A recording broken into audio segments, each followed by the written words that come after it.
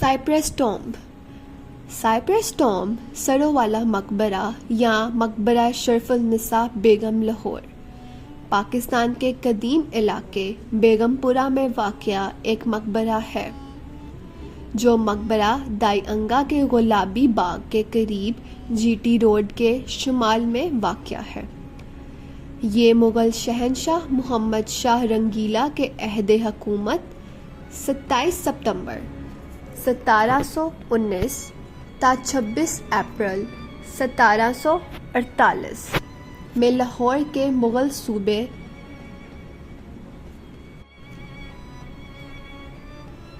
نواب زکریا خان کی حقیقی بہن شرف النساء بیگم کا مدفن ہے.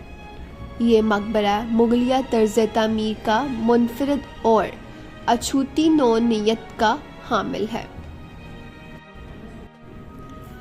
محل وقوع گرینڈ ٹرنک روڈ پر واقع گلابی باغ بیگم پورہ کے عقب میں 200 میٹر 656.1680 فٹ شمال میں سروں والا مقبرہ واقع ہے. اگر گلابی باغ بیگم پورہ یا مقبرہ دائی انگا سے پیدل مشرق کو جائیں تو یہ فاصلہ 650 میٹر 2132.54 فٹ ہے. سروں والا مقبرہ سے شالیمار باغ تک کا فاصلہ 2.8 کلومیٹر ہے جو 10-15 منٹ سواری کے سفر سے طے ہو جاتا ہے. سروں والا مقبرہ اندرون بیگم پورہ کی گنجان آبادی میں گھیرا ہوا ہے مگر مقبرے کی طویل عمارت دور سے دکھائی دیتی ہے. تاریخ یہ مقبرہ عموماً سروں والا مقبرے کے نام سے مشہور ہے جبکہ مورخین کے یہاں یہ مقبرہ مقبرہ شرف النساء بیگم تاریخ میں معروف ہے. یہ مقبرہ نواب زکریا خان کی حقیقی بہن شرف النساء بیگم کا مدفن میں جو غالباً 1735 سے 1740 کے درمیانی سالوں میں تعمیر کیا گیا. نواب زکریا خان مغل شہنشاہ محمد شاہ کے عہد حکومت میں لاہور کا صوبے دار گورنر تھا. شرف النساء بیگم نواب عبدالصمد خان کی دوسری زوجہ تھی. نواب عبدالصمد خان کی وفات 1710 میں ہوئی. شرف النساء بیگم کا بیٹا نواب عبداللہ خان تھا. نواب زکریا خان بہادر نے 1 جولائی 1745 کو لاہور میں وفات پائی. مورخین منہ کھنیا لال ہندی اور نور احمد چشتی کا یہ خیال حتمی ہے کہ نواب زکریا خان کے خاندان کے افراد اسی علاقے میں عباد و مختار تھے. قیاس کیا جا سکتا ہے کہ اس مقبرے کی بنا 1735 کے بعد کی کسی سال میں رکھی گئی ہے جبکہ لاہور پر اس وقت نواب زکریا خان کی حکومت مستحق تھی. شرف النساء بیگم روزانہ نماز ظہر کے بعد 1 گھنٹے بعد یہاں آیا کرتی تھیں اور 24 زینہ رکھ کر اوپر جاتی اور قرآن پاک کی تلاوت میں مشغول ہو جاتی تھیں اور قرآن کریم اور اپنی تلوار یہیں چھوڑ جاتی تھیں. شرف النساء بیگم کا یہی روزانہ کا معمول تھا.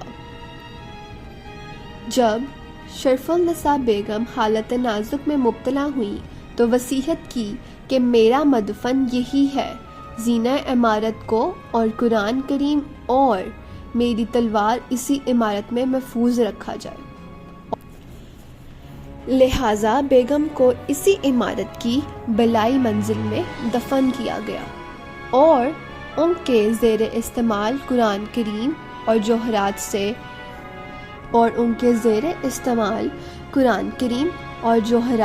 اور تلوار اسی بالائی منزل میں محفوظ رکھی گئے.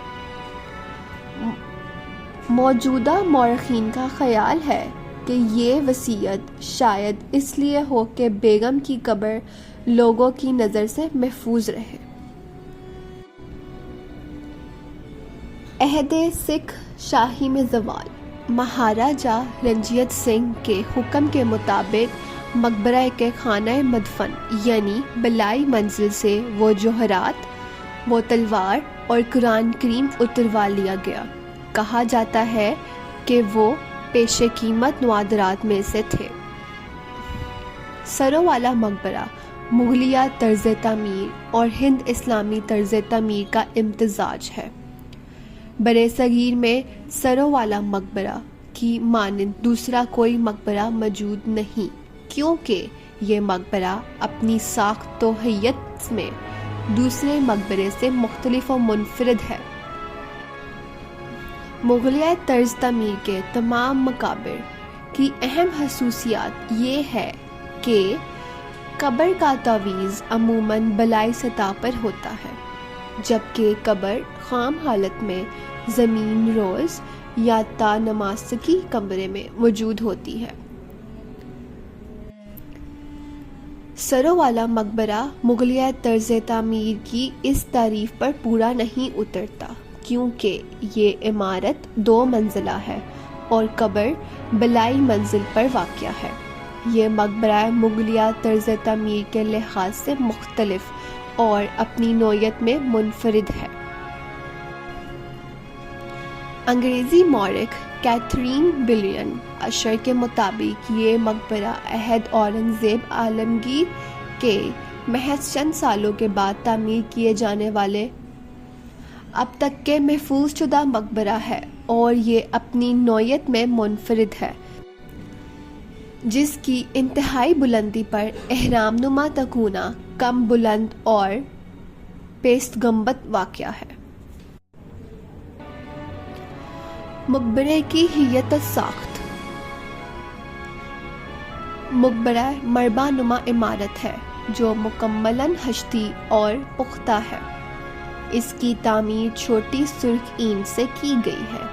اس پر کوئی نقاشی یا چونا گنج کی منبت کاری موجود نہیں ہے، صرف سرخ اینٹ چھوٹی قسم کی دکھائی دیتی ہے جو قدیم ہونے پر بھوری اور سیاہ رنگت مائل کر دیتی ہے۔